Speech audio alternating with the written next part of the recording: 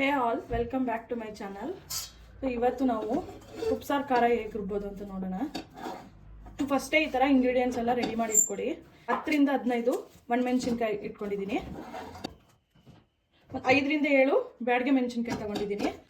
ಮತ್ತು 1 ಸ್ಪೂನ್ ಜೀರಿಗೆ ತೊಗೊಂಡಿದ್ದೀನಿ. ಅರ್ಧ ಸ್ಪೂನ್ ಮೆಣಸು ತೊಗೊಂಡಿದ್ದೀನಿ. ನೀವು ಮೆಣಸು ಒಂದು ಸ್ವಲ್ಪ ಕಡಿಮೆನೇ ಹಾಕೊಳ್ಳಿ, ಯಾಕಂದರೆ ಬ್ಯಾಡಗೆ ಮೆಣಸಿನ್ಕಾಯಿ, ಒಣಮೆಣಸಿನ್ಕಾಯಿ ಮತ್ತು ಬೆಳ್ಳುಳ್ಳಿ ಸ್ವಲ್ಪ ಖಾರ ಇರುತ್ತೆ. ಹಾಗಾಗಿ ಅರ್ಧ ಸ್ಪೂನ್ ಸಾಕು. ಈ ಸ್ಪೂನಲ್ಲಿ ನಾನು ಹಾಕಿದ್ದೀನಿ. ಈ ಸ್ಪೂನಲ್ಲಿ 1 ಸ್ಪೂನ್ ಜೀರಿಗೆ ಮತ್ತು ಅರ್ಧ ಸ್ಪೂನ್ ಮೆಣಸು. ಮತ್ತು ಇದು 1 ಬಾಲ್ ಸೈಜು ಹುಣಸೆಹಣ್ಣು ತೊಗೊಳ್ಳಿ. ಹುಣಸೆಹಣ್ಣ ಒಂದು 5 ನಿಮಿಷ ನೀರಲ್ಲಿ ನೆನೆಸಿದ್ರೆ ಸಾಕು. ಹಾಗೇನೋ ಹಾಕ್ಬೋದು, ಸ್ವಲ್ಪ ನೆನೆಸ್ಬಿಟ್ಟು ಹಾಕಿದ್ರೆ ಅದು ಹುಣಸೆಹಣ್ಣು ಸಾಫ್ಟ್ ಆಗುತ್ತೆ. ಇದ್ರ ಜೊತೆಗೆ ಒಂದು ಕೈಯಲ್ಲಿ 1 ಫುಲ್ ಆಗೋಷ್ಟು ಕೊತ್ತಂಬರಿ ಸೊಪ್ಪು ತಗೊಳ್ಳಿ. ಇದನ್ನು ಲಾಸ್ಟಲ್ಲಿ ಹಾಕೋದು. ಉಪ್ಪು ತಗೊಳ್ಳಿ. ಉಪ್ಪು ಬಂದು ರುಬ್ಬೋ ಟೈಮಲ್ಲಿ ಹಾಕೊಳ್ಳಿ. ಸೊ ಇಷ್ಟು ಇಂಗ್ರೀಡಿಯೆಂಟ್ಸ್ ರೆಡಿ ಮಾಡಿ ಇಟ್ಕೊಂಡು ನಾನು ಒಣಮೆಣಸಿನ್ಕಾಯಿ ಮತ್ತು ಬ್ಯಾಡಗೆ ಮೆಣಸಿನ್ಕಾಯಿ ಮಾತ್ರ ಡ್ರೈ ಆಗಿ, ನಾನು ಏನೂ ಹಾಕಿಲ್ಲ, ಇಲ್ಲಿ ಆಯಿಲ್ ಏನೂ ಹಾಕಿಲ್ಲ, ಜಸ್ಟ್ ಹಂಗೆ ಡ್ರೈ ಆಗಿ ಹುರ್ಕೊಳ್ಳಿ. ಈ ಥರ ಹುರ್ಕೊಳ್ಳಿ. ನೀವು ಇದನ್ನು ಹುರಿಯೋದ್ರಿಂದ ಬೇಗ ಕೆಡಲ್ಲ, ನಿಮಗೆ ಖಾರ, ಉಪ್ಸಾರು ಖಾರ ಬೇಗ ಕೆಡಲ್ಲ. ಲೋ ಫ್ಲೇಮಲ್ಲೇ ಹುರ್ಕೊಳ್ಳಿ, ಇಲ್ಲ ಅಂತಂದರೆ ಅದು ಮೇಲ್ಗಡೆ ಮಾತ್ರ ಫುಲ್ ಬ್ಲ್ಯಾಕ್ ಆಗೋಗುತ್ತೆ. ಜಸ್ಟು ಹಿಂಗೆ ಮಾಡಿದ್ರೆ ಸಾಕು. ತುಂಬ ಜಾಸ್ತಿ ಬ್ಲ್ಯಾಕ್ ಆಗೋಷ್ಟು ಹುರಿಯೋಕೆ ಹೋಗ್ಬೇಡಿ. ಈ ಥರ ಆದರೆ ಸಾಕು. ಸ್ವಲ್ಪ ಬಿಸಿ ಆದರೆ ನಿಮಗೆ ಒಂದು 40 ಸೆಕೆಂಡ್ಸ್ ಟು 1 ಮಿನಿಟ್ ತೊಗೊಳುತ್ತೆ ಅಷ್ಟೇ.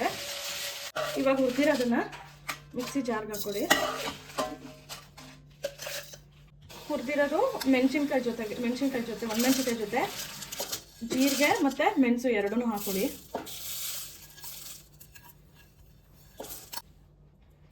ಅದ್ರ ಜೊತೆ ಉಪ್ಪು ಹಾಕಿ, ಕಲ್ಲುಪ್ಪು ನಾನು 1 ಸ್ಪೂನ್ ಹಾಕೊಂಡಿದ್ದೀನಿ. ನೀವು ಉಪ್ಪು ರುಚಿ ಎಷ್ಟು ಬೇಕಾಗುತ್ತೆ ಅಷ್ಟು ನೋಡ್ಕೊಂಡು ಹಾಕೊಳ್ಳಿ. ಇಲ್ಲಿ ಫಸ್ಟು ಇದು 4 ರುಬ್ಕೊಳ್ಳಿ.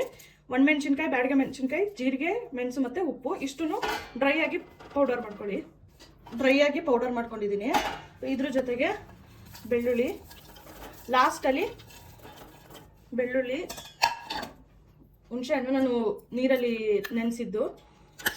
ನೀವು ಬೇಕಾದರೆ ಡೈರೆಕ್ಟಾಗಿ ಹಾಕೋಬೋದು, ಸ್ವಲ್ಪ ಸಾಫ್ಟಾಗಿ ಆಗುತ್ತೆ. ಇಷ್ಟಕ್ಕೂ ಸ್ವಲ್ಪ ನೀರು ಹಾಕ್ಕೊಂಡು, ಜಾಸ್ತಿ ಹಾಕೋಕೆ ಹೋಗ್ಬೇಡಿ, ಸ್ವಲ್ಪ ನೀರು ಹಾಕಿ ಇದನ್ನ ರುಬ್ಕೊಳ್ಳಿ. ಎಲ್ಲನೂ ಫಸ್ಟೇ ಎಲ್ಲನೂ ಒಟ್ಟಿಗೆ ಹಾಕಿ ರುಬ್ಬಿದ್ರೆ ನಿಮಗೆ ಮೆಣಸಿನ್ಕಾಯಿ ಅದೆಲ್ಲ ನೀಟಾಗಿ ರುಬ್ಬೋಕೆ ಆಗೋದಿಲ್ಲ, ಅದು ಪೇಸ್ಟ್ ಥರ ಆಗಲ್ಲ. ಹಾಗಾಗಿ ಫಸ್ಟು ಡ್ರೈ ಪೌಡರ್ ಮಾಡ್ಕೊಳ್ಳಿ. ಅದಾದಮೇಲೆ ಇದೆರಡೂ ಹಾಕ್ಕೊಂಡು ಸ್ವಲ್ಪ ನೀರು ಹಾಕ್ಕೊಂಡು ರುಬ್ಬಿ ಈ ಥರ ಪೇಸ್ಟ್ ಮಾಡ್ಕೊಳ್ಳಿ. ಫುಲ್ ಎಲ್ಲ ಕಂಪ್ಲೀಟು ರುಬ್ಕೊಬಿಡಿ. ಎಲ್ಲ ಆದಮೇಲೆ ಈ ಥರ ಕೊತ್ತಂಬರಿ ಸೊಪ್ಪು ಲಾಸ್ಟಲ್ಲಿ ಹಾಕ್ಕೊಳ್ಳಿ. ಎಲ್ಲ ಕಂಪ್ಲೀಟ್ ಮುಗಿದ್ಮೇಲೆ ನಿಮಗೆ ಉಪ್ಪು ಸ್ವಲ್ಪ ಬೇಕು ಅಂತಂದರೆ ನೀವು ಅಡ್ಜಸ್ಟ್ ಮಾಡ್ಕೋಬೋದು, ಇಲ್ಲಾಂದರೆ ಕರೆಕ್ಟಾಗಿದೆ ಅಂತ ಹೇಳಿದ್ರೆ ಲಾಸ್ಟಲ್ಲಿ ಕೊತ್ತಂಬರಿ ಸೊಪ್ಪು ಹಾಕಿ ಒಂದ್ಸಲ 4 ಪಲ್ಸು ರುಬ್ಕೊಡಿ.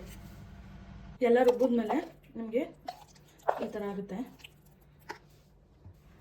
ಇದನ್ನು ನೀವು ಉಪ್ಸಾರು ಜೊತೆನೂ ತಿನ್ಬೋದು, ಮತ್ತು ಬಿಸಿ ರೈಸ್ ಜೊತೆ ತಿನ್ಬೋದು, ರೊಟ್ಟಿಗೆ ತುಪ್ಪ ಹಾಕೊಂಡು ತಿನ್ಬೋದು. ತುಂಬ ಚೆನ್ನಾಗಿರುತ್ತೆ. ಒಂದಕ್ಕೆ ಅಂತಲೇ ಏನಿಲ್ಲ, ಉಪ್ಸಾಂಬಾರ್ಗೆ ಹಾಕೋಬೇಕು ಅಂತ ಏನಿಲ್ಲ. ಇದನ್ನು ಉಪ್ಸಾರು ಖಾರ, ಗೊಡ್ಡು ಖಾರ ಅಂತ ಒಂದೊಂದು ಕಡೆ ಒಂದೊಂದು ಥರ ಕರೀತಾರೆ ನೋಡಿ. ಇದನ್ನು ಒಂದು ಮಂತ್ ತನಕ ಸ್ಟೋರ್ ಮಾಡ್ಬೋದು, 1.5 ಮಂತ್ ತನಕ. ಈ ಥರ ಏರ್ ಟೈಟ್ ಕಂಟೈನರಲ್ಲಿ ಹಾಕಿ ಇಟ್ಕೊಳ್ಳಿ. ಸೊ ನಾನು ಇದು ಲಾಸ್ಟು 1 ಮಂತ್ ಹಿಂದೆ ಆಡಿಸಿದ್ದು. ಇದಕ್ಕೂ ಸೇಮ್ ಒಂದೇ ಥರನೇ ಇದೆ. ನೀವು 1 ಮಂತ್ ಆದ್ರೂ ಇದೇ ಫ್ರೆಶ್ನೆಸ್ಸೇ ಇರುತ್ತೆ. ಅಂದರೆ ನೀರು ಜಾಸ್ತಿ ಹಾಕಬೇಡಿ, ಮತ್ತು ಏರ್ ಟೈಟ್ ಕಂಟೈನರಲ್ಲಿ ಹಾಕಿಟ್ಕೊಳ್ಳಿ. ಮಾಡ್ಕೊಬೋದು. ಏನಂತಂದರೆ ನೀರನ್ನ ಜಾಸ್ತಿ ತೋಗಿಸ್ಬೇಡಿ. ನೀವು ಲಾಂಗ್ ಟೈಮ್ ಇಟ್ಕೋಬೋದು ಫ್ರಿಜ್ಜಲ್ಲಿ. ತುಂಬ ಬೇಗ ಈಸಿಯಾಗಿ ಕ್ವಿಕ್ಕಾಗಿ ಉಪ್ಸಾಂಬಾರು ಖಾರ ಎಲ್ಲರೂ ಮಾಡ್ಕೋಬೋದು. ಸೊ ಅದೇನು ತುಂಬ ಕಷ್ಟ ಏನಿಲ್ಲ. ಇದೇ ಮೆಥಡಲ್ಲಿ ಮಾಡಿ ಸ್ಟೋರ್ ಮಾಡ್ಕೊಳ್ಳಿ. ಈ ಥರ ಮಾಡಿ ಇಟ್ಕೊಂಡ್ರೆ ಆಯಿತು. ನೀವು ಯಾವಾಗ ಅಂದರೆ ಅವಾಗ ದಿಢೀರಂತ ಉಪ್ಸಾಂಬಾರು ಮಾಡ್ಕೋಬೋದು.